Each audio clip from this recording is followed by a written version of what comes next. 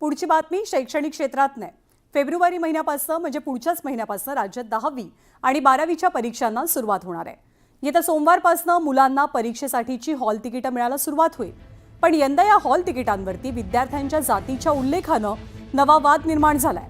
या जातीच्या उल्लेखाविरोधात राजकीय नेते आणि अभ्यासकांनी सुद्धा अनेक सवाल उपस्थित करत शिक्षण विभागाच्या कारभारावर टीका केली आहे। परीक्षेचा हॉल तिकीट तात्पुरतं असताना त्याच्यावर जातीचा उल्लेख करण्याची गरज काय असा सवाल उपस्थित केला जातोय।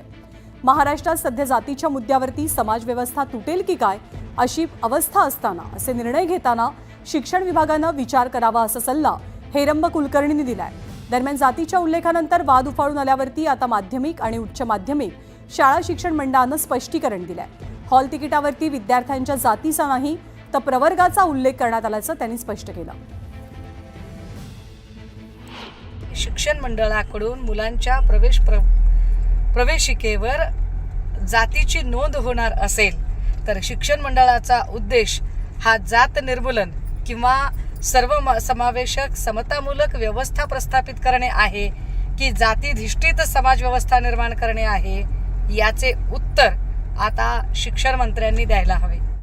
आता फुले शाहू आंबेडकरांना मानणारे अनेक जे आहेत राज्यकर्ते आहेतच ना, त्यांनी सुद्धा याच्यावर पाहिलं पाहिजे की आपण जसं साईबाबाच्या चरणी आल्यानंतर तिथे जात पंथ धर्म सगळे विसरून सगळे एकत्रित येऊन ते दर्शन घेतात। त्याप्रमाणे रोजच्या व्यवहारामध्ये सुद्धा आणि सरकारी व्यवहारामध्ये सुद्धा त्याची अंमलबजावणी झाली पाहिजे। परीक्षेच्या हॉलमध्ये विद्यार्थ्याची जात कोणती आहे ही सरळ सरळ जाहीर करता हे अत्यंत चुकीचं आहे। बोर्ड जे स्पष्टीकरण देते तेही पटण्यासारखं नाही। याचं कारण असं की हॉल तिकीट हे अत्यंत तात्कालिक आणि तात्पुरतं आहे। परीक्षेच्या 15 दिवसापुरताच त्याचा वापर होतो।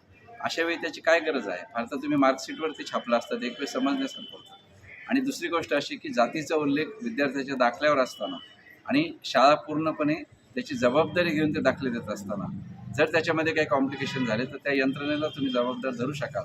त्यामुळे दाखल्यावर जात असताना पुन्हा हॉल तिकीटवर जात प्रवर्ग टाकण्याची कुठलीही गरज नव्हती। त्यावरनं हा बऱ्यापैकी वाद निर्माण झाला। दरम्यान जातीचा प्रवर्ग बरोबर आहे की नाही हे तपासण्यासाठी हा उल्लेख विद्यार्थ्यांच्या हिताचा आहे, त्याचमुळे हा निर्णय घेण्यात आल्याचं शरद गोसावी यांनी म्हटलंय। या हॉल तिकिटाचा उपयोग विद्यार्थ्याच्या पालकांना तसे विद्यार्थ्यांना आपलं नावाचं स्पेलिंग बरोबर आहे का, आपल्या आईचं नाव बरोबर आहे का, आपली जन्मतारीख बरोबर आहे का, आपल्या जातीचा प्रवर्ग बरोबर आहे का हे पाहणे अत्यंत महत्त्वाचं आहे। आणि या उदात्त हेतूने राज्य मंडळाने कॅटेगरीची नोंद म्हणजे प्रवर्गाची नोंद केलेली आहे। त्यामुळं हे विद्यार्थ्याच्या चांगल्या कारणासाठी केलेलं आहे। नमस्कार, मी अमित गद्रे, तुम्ही पाहता न्यूज 18 लोकमत। आणि बुलेटिनच्या सुरुवातीलाच मोठी बातमी। अनेक दिवसांपासून प्रतीक्षेत असलेली महायुती सरकारची पालकमंत्र्यांची यादी अखेर जाहीर झालेली आहे। बीड जिल्ह्याचं पालकमंत्रीपद राज्याचे उपमुख्यमंत्री अजित पवार यांच्याकडे देण्यात आलेलं आहे। विशेष म्हणजे काही दिवसांपूर्वी न्यूज 18 लोकमतने अजित पवारच बीडचे पालकमंत्री होणार असं वृत्त दिलेलं होतं। त्यावरती आज अखेर शिक्कामोर्तब झालंय। मसाजोगचे सरपंच संतोष देशमुख यांची हत्या, त्यानंतरच्या घडामोडी, त्यामुळे बीडचं पालकमंत्रीपद धनंजय मुंडेंकडे दिलं जाऊ नये अशी मागणी विरोधकांसोबतच सत्ताधाऱ्यांनी सुद्धा केली होती। या सर्व पार्श्वभूमीवरती बीडचं पालकमंत्रीपदावरून धनंजय मुंडेंचा पत्ता कट झालेला आहे, तर बीडचं पालकमंत्रीपद अजित पवारांकडे देण्यात आलेलं आहे। न्यूज 18 लोकमतच्या बातमीवरती एक प्रकारे यामुळे शिक्कामोर्तब झालंय।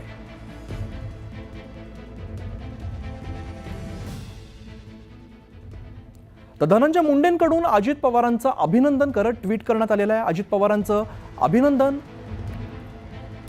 बीडच्या पालकमंत्रीपदी राज्याचे उपमुख्यमंत्री आदरणीय नामदार अजितदादा पवार यांची नियुक्ती झाल्याबद्दल त्यांचं हार्दिक अभिनंदन आणि खूप खूप स्वागत। आदरणीय दादांच्या नेतृत्वात बीड जिल्ह्याच्या विकासाला पुणे जिल्ह्याप्रमाणे अधिकची गती आणि चालना मिळेल असा मला विश्वास आहे। बीड जिल्ह्यातील सध्या बदललेली राजकीय व सामाजिक स्थिती पाहता आदरणीय मुख्यमंत्री महोदय आणि आदरणीय उपमुख्यमंत्री महोदय यांनी मी स्वतः बीड जिल्ह्याचं पालकमंत्रीपद अजितदादांनी स्वीकारण्याबाबत विनंती केली होती। त्यानुसार दादांनी बीड जिल्ह्याचं पालकमंत्रीपद स्वीकारलंय, याचा मला आनंद वाटतो। सद्यस्थितीत मला कोणत्याच जिल्ह्याच्या पालकमंत्रीपदाची जबाबदारी नको अशी माझी विनंतीही मान्य केल्याबद्दल नामदार मुख्यमंत्री व माननीय उपमुख्यमंत्री महोदयांचे आभार.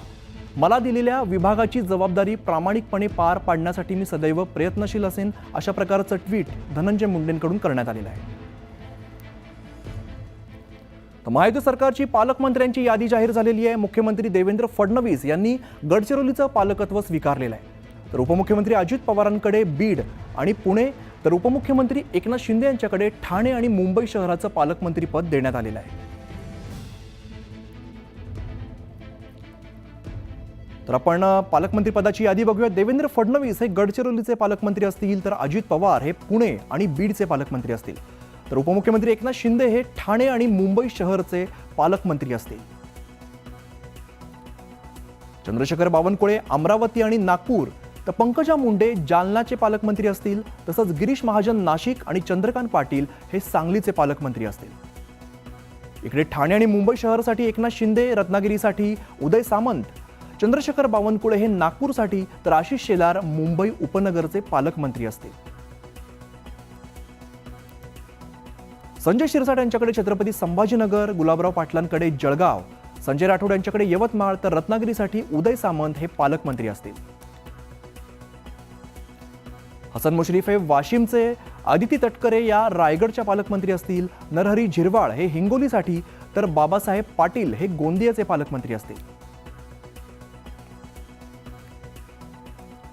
पुढची एक महत्त्वाची बातमी आहे. ते सैफवरती हल्ला करणाऱ्याचा शोध घेण्यासाठी मुंबई पोलिसांनी जंग पछाडलेला आहे. दरम्यान दुर्ग पोलिसांच्या मदतीने पोलिसांनी एका संशयिताला ताब्यात घेतलेला आहे. मुंबई पोलिसांनी दुर्ग पोलिसांना फोन करून सैफवरती हल्ला केलेल्या संशयित आरोपीची माहिती दिली होती. आरोपी रायपूरच्या दिशेने पळालेला असल्याची माहिती देण्यात आलेली होती. त्यानंतर रायपूर पोलिसांनी दुर्ग आरपीएफच्या मदतीने ज्ञानेश्वरी एक्सप्रेसमधून एकाला ताब्यात घेतलेला आहे. आरपीएफ पोलीस साध्या वेशात ट्रेनमध्ये चढले होते, त्यामुळे संशयित हा बेसावध राहिलेला आहे. आरपीएफ पोलिसांनी आकाश नावाच्या त्या संशयिताला ताब्यात घेतलेला आहे. छत्तीसगड मध्य प्रदेश बॉर्डरवरती त्याला ताब्यात घेण्यात आलेला आहे. आरपीएफने मुंबई पोलिसांना संपर्क करून त्याविषयीची माहिती दिली आहे. मुंबई पोलिसांची टीम छत्तीसगडमधील रायपूरमध्ये दाखल झाली आहे.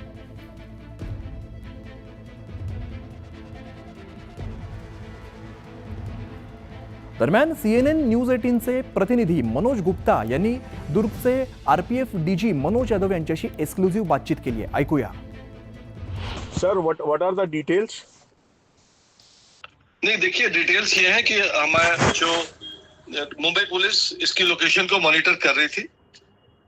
मुंबई पुलिस को यह सूचना मिली कि ये ट्रेन में है, तो उन्होंने हमें बताया कि ये ट्रेन दुर्ग और राजनांदगांव गोंडिया के आसपास चल रही है अभी, और उन्होंने कहा कि ये भागे नहीं, तो हमने सिविल कपड़ों में मुफ्ती में अपने लोगों को उस ट्रेन में हमने चढ़ाया, और जो रेलवे प्रोटेक्शन फोर्स में दुर्ग में जो हमारा पुलिस थाना है उसके इंस्पेक्टर ने, SHO ने इसको आइडेंटिफाई किया और अपने 2 कर्मचारियों के साथ में, जिसमें एक महिला कांस्टेबल थी, इसको काबू किया. उसके बाद इसका फोटो लेके हमने मुंबई पुलिस के साथ शेयर किया. उन्होंने कंफर्म किया कि वही आदमी है जिसकी उन्हें तलाश थी.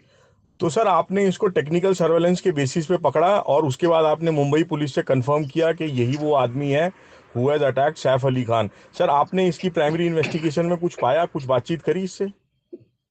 देखिए, हम बातचीत, वो इन्वेस्टिगेटिंग एजेंसी का काम है. हम एक केंद्रीय पुलिस बल हैं और हमें सूचना मिली, क्योंकि जैसा आप जानते हैं आरपीएफ देश के कोने कोने में जहां जहां रेलवे लाइन है वहां पे है, तो हम अक्सर बहुत बड़े बड़े अपराधियों को पकड़ के पुलिस के हवाले करते हैं और कोई पब्लिसिटी भी नहीं करते.